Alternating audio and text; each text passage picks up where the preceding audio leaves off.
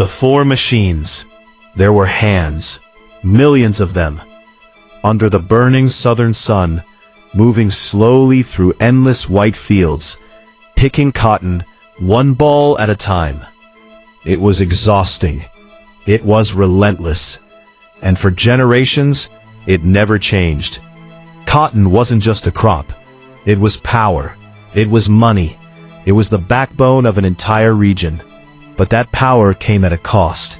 Human labor on a massive scale. Every plant had to be picked carefully, slowly, repeatedly, because cotton doesn't ripen all at once. Workers had to return to the same fields again and again, sometimes 3 or 4 times in a single season. For decades, this system relied on human hands. First enslaved people, and later, sharecroppers trapped in cycles of poverty. And for a long time, people believed one thing: this could never be replaced. Because cotton is delicate. Pull too hard, and you destroy the plant. Pick too early, and the fiber isn't ready. Pick too late, and you lose the crop. Machines had tried, for nearly a century. Inventors built prototypes that clogged, broke down, or damaged the fields. The problem wasn't building a machine. The problem was building a machine that could act like a human hand. And that's where most people gave up. But one man didn't. His name was, he wasn't backed by powerful corporations. He wasn't working inside a massive laboratory. He was driven by something far more dangerous: obsession. Russ didn't just look at cotton fields. He studied them. He watched how people picked cotton, the twist of fingers, the gentle pull, the rhythm. And then he asked a simple question. What if a machine didn't grab the cotton, but mimicked the human hand? That idea would take years to turn into reality. Years of failure. Early machines didn't work. Spindles jammed. Cotton wrapped too tightly.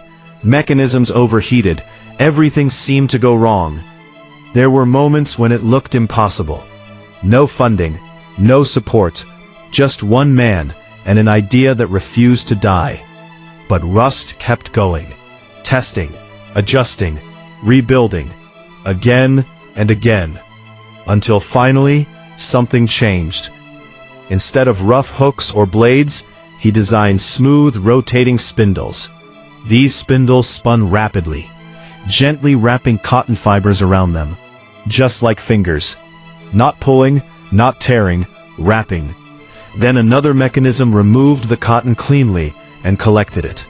For the first time in history, a machine could pick cotton without destroying the plant. It worked. In the 1930s, Rust demonstrated his machine in the American South.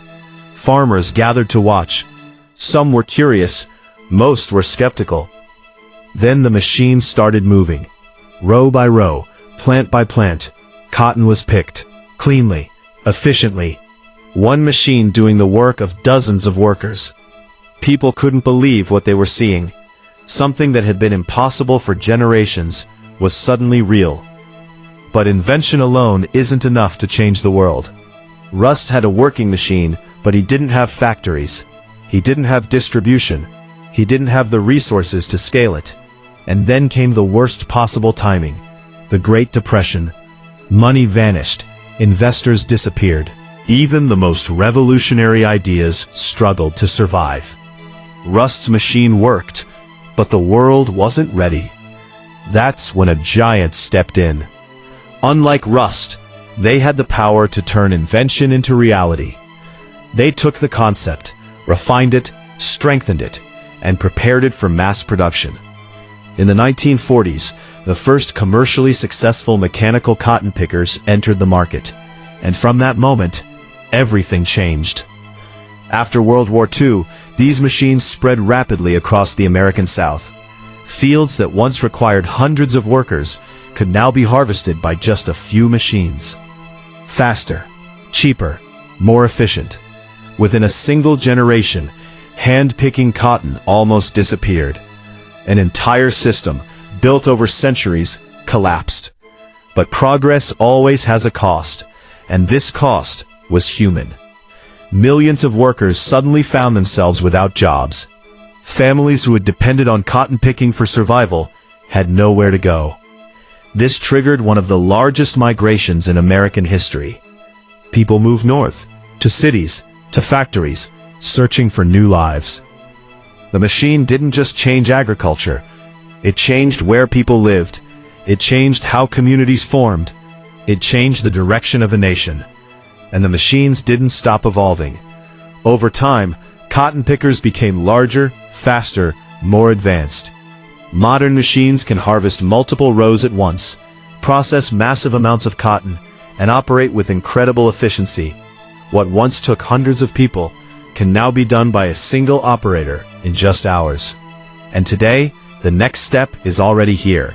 Automation, artificial intelligence, machines that don't just work, but think. But behind all of that progress is a story most people never hear.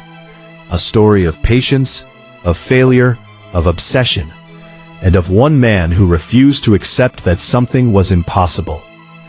He didn't just invent a machine. He ended an era. And in doing so, he helped reshape America.